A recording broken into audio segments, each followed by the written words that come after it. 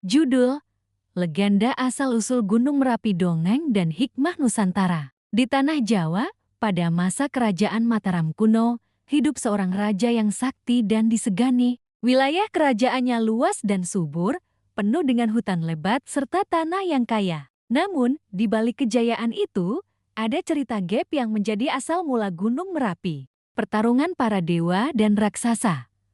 Dahulu, tanah Jawa dihuni oleh makhluk gaib.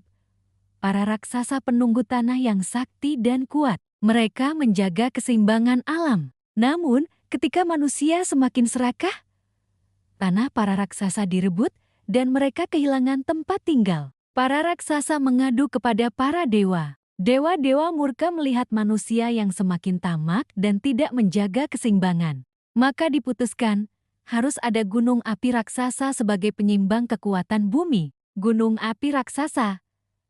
Dengan kesaktiannya, para dewa menancapkan sebuah gunung api besar di tengah tanah Jawa. Gunung itu bukan sekadar gunung, melainkan singgasana baru bagi para makhluk gaib. Saat gunung ditancapkan, bumi bergetar hebat. Api menyembur dari perut bumi, asap hitam membumbung tinggi. Warga desa berlarian ketakutan. Apakah ini kiamat? Teriak mereka panik. Namun sesungguhnya, itulah lahirnya Gunung Merapi, gunung yang selalu memuntahkan api sebagai tanda kekuatan gaib yang bersemayam di dalamnya. Hubungan dengan kerajaan Mataram. Konon, Gunung Merapi juga memiliki hubungan gaib dengan kerajaan Mataram. Para leluhur percaya bahwa gunung itu menjadi benteng alam, menjaga keseimbangan kerajaan. Bahkan hingga kini, masyarakat Jawa masih meyakini adanya kerajaan gaib Merapi yang dipimpin oleh penguasa sakti. Setiap tahun, dilakukan upacara sesaji untuk menghormati penguasa gaib agar Gunung Merapi tidak murka. Kekuatan alam yang harus dihormati. Sejak saat itu, Gunung Merapi bukan hanya sekadar gunung berapi. Ia adalah simbol kekuatan alam yang dahsyat, sekaligus pengingat bahwa manusia harus hidup selaras dengan alam.